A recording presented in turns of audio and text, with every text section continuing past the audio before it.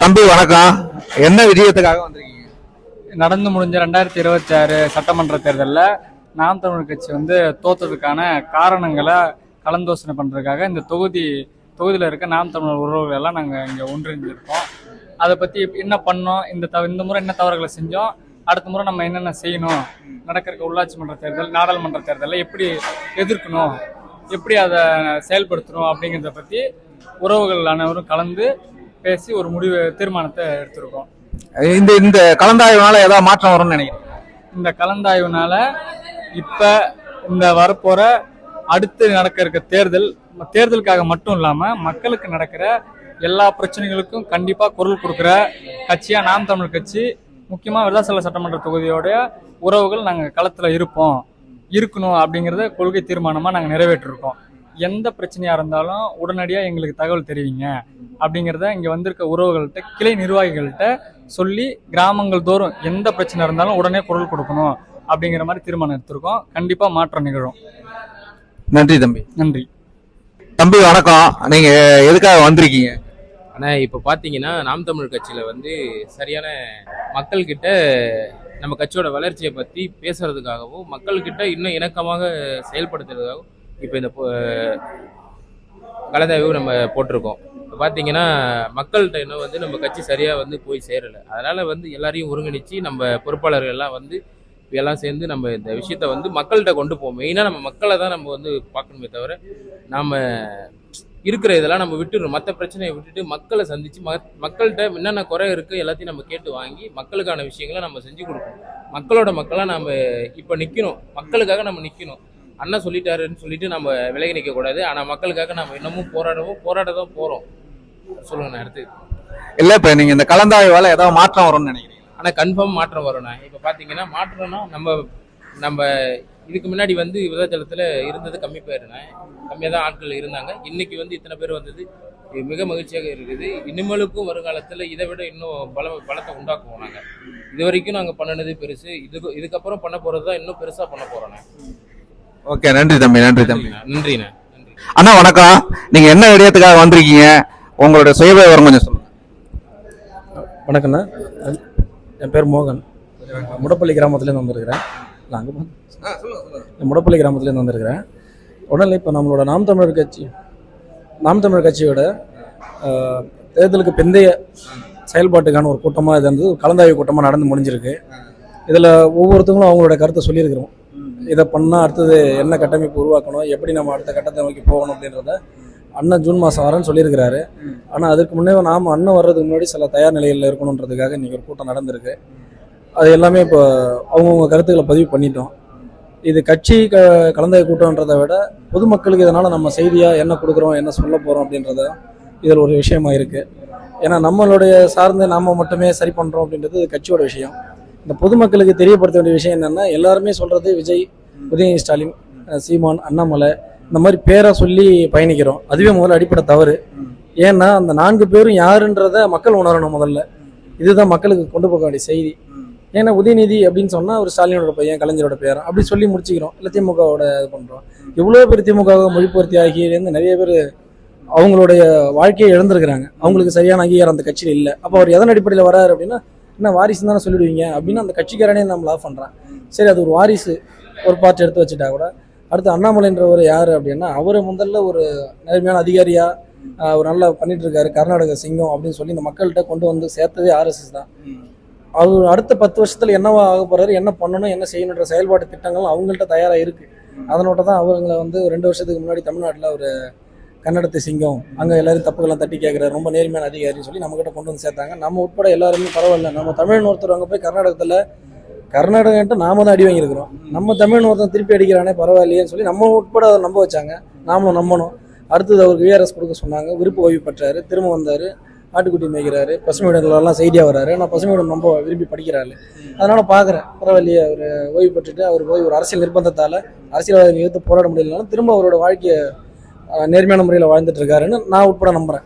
அப்போ இதோ போல் ஒரு சித்தாந்தத்தை கட்டமைச்சு கொண்டு நிறுத்தி ஒரு இதை நிறுத்த முடியும் அப்படின்னா இது RSS மட்டும்தான் முடியும். இது எந்த ஒரு இயக்கங்களாலையும் முடியாது. இப்போ அண்ணாமலை திரும்ப என்ன பண்ணுறாங்க, பாஜகவுக்கு வராரு, ஒரு ஆண்டிலே ஒரு மாநில தலைவராக மாறுறாரு. நிறைய போராட்டங்கள் நம்ம நடைபயணம் போகிற எல்லாம் பண்ணுறது இந்துத்துவ கொள்கைகளை மீறியும் அவர் பாஜகவை எங்கள் தமிழ்நாட்டில் வளர்த்து எடுத்துக்கிட்டே இருக்கிறாரு. ஒரு ஸ்டேஜில் பார்த்தா அண்ணாமலையை ஆஃப் பண்ணுறாங்க. என்ன ரீசன்னா ஏடிஎம்கேக்குள்ள அவங்களுக்குள்ள முட்டல் மோதல் தான் நமக்கு வெளியில தெரியுது. அது அப்படி இல்லை. அவர் மேலே நிறைய குற்றங்கள் குற்ற அலிகேஷன்ஸ் வருது. அவர் நிறைய தவறுகளை ஈடுபட்டிருக்காரு, ஆருத்ரா அப்படி இப்படின்னு சொல்லிட்டு அவர் மேலே நிறைய குற்ற வழக்குகள் வரும்போது அவர் ஆஃப் பண்ணுது RSS. இப்போ நீ தேவையில்லை, நீ கொஞ்ச நாள் வெயிட் பண்ண, நாங்கள் சொல்லும் போது வா அப்படின்னு சொன்னாங்க. அதுக்கப்புறம் இன்னொரு ஸ்டேஜ் பார்த்தீங்கன்னா நம்ம விசில் குரூப் வெளியில் கொண்டு வரதுக்கு முன்னாடி 20 வருஷத்துக்கு முன்னாடி நடந்திருக்கு IPL.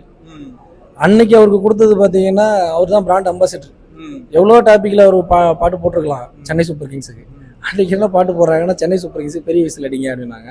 அன்றைக்கே முடிவு பண்ணிட்டாங்க திரிஷாவும் விஜய் தான் உங்களோட தலைவரை நாங்கள் கொடுக்க போகிறோம் அப்படின்னு. அவங்க தான் 2 பேரும் தான் பிராண்ட் அம்பாசிடராக போட்டாங்க. அதுக்கப்புறம் நிறைய முறை ரஜினியை முயற்சி பண்ணாங்க. கடந்த கட்டத்துக்கு கடைசியாக அதிமுகவில் கட்சி கலையும்போது கூட அஜித்துக்கிட்ட கூட போய் அவங்களோட அப்ரோச் இருந்தது. அவர் ஜென்டில்மேனாக ஒதுங்கிட்டார். மாட்டிக்கிட்டது விஜய் மட்டும்தான். இப்போ ஏன்டா வந்தோன்னு அவரும் நினச்சிட்டு இருக்காரு. ஏன் அவர் ஓட்டு போட்டு ஆட்சி கொடுத்தோன்னு மக்களும் நினச்சிட்டு இருக்கிறாங்க.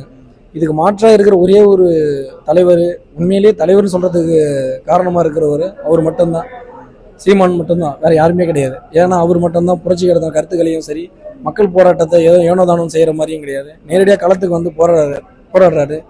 தமிழ்நாடு முழுக்க 234 தொகுதியிலையும் 234 இடத்துல மட்டும் பேசலை, ஒரு தொகுதிக்கு 4 இடம் 5 இடம் பேசுகிறாரு, பொதுக்கூட்டம் போடுறாரு.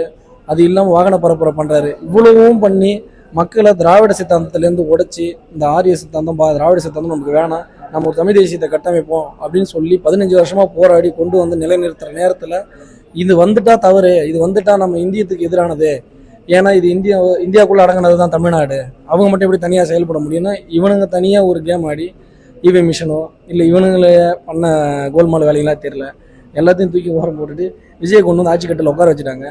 இதை நம்ம எல்லாருமே கட்சிக்காரங்களாக யோசிக்கும் போது மனவழியிலையோ விரக்தியிலையோ என்ன ஒரு சங்கடமாக இருக்குன்னு நினைக்கிறோம். நம்ம அண்ணன் முதல்வர் ஆயிடணும்னு சொல்லிட்டு இதற்காக முதல் ஆண்டு அவர் அண்ணன் கூட பயணித்தவங்களோட வழி எப்படி இருக்கும், இடையில ஒரு 5 ஆண்டுகள் கழித்து அவர் கூட சேர்ந்துருப்பாங்க, 10 ஆண்டுகள் 15 ஆண்டுகள் கழித்து சேர்ந்துருப்பாங்க.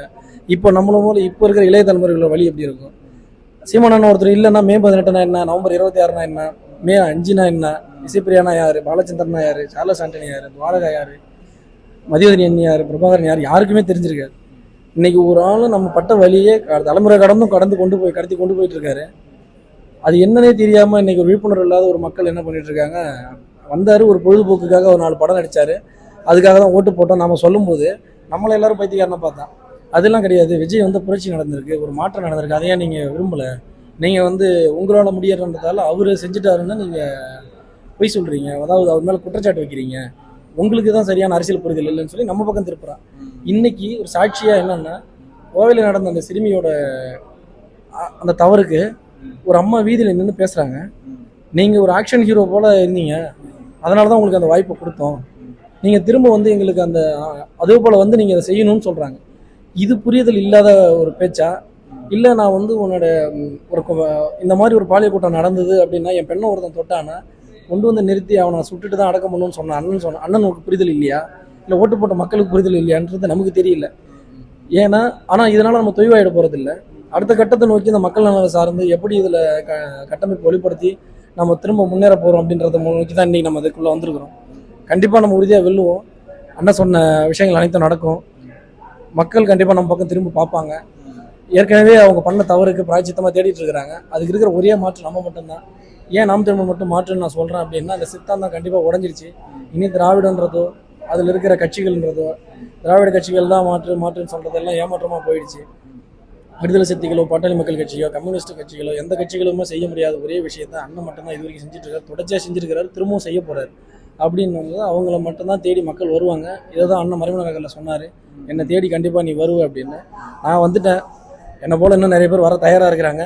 சில பேர் வர்றது எனக்கு தெரியுது, எங்கள் ஊரில் நான் கிராமத்தில் இருக்கிறதால சில பேர் தயக்கப்படுறாங்க, நம்ம ஏன் போகணும், சில தயக்கம் இருக்குது.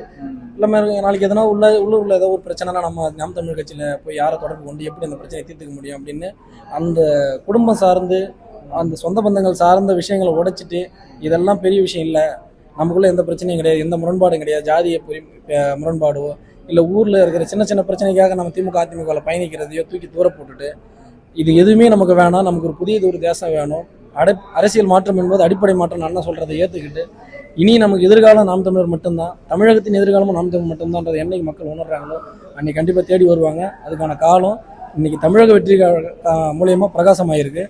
இதை பயன்படுத்தி நாமளும் பயணிச்சு அண்ணனை ஜெயிக்க வைக்கணும். நாமளும் ஜெயிப்போம். அண்ணன் ஜெயிச்சா நாம் எல்லாரும் ஜெயிச்ச மாதிரி தமிழ்நாடை பார்த்து இன்னொரு 10 ஸ்டேட்டு திருந்தோம்.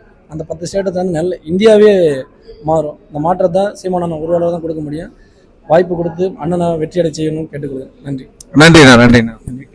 நன்றி.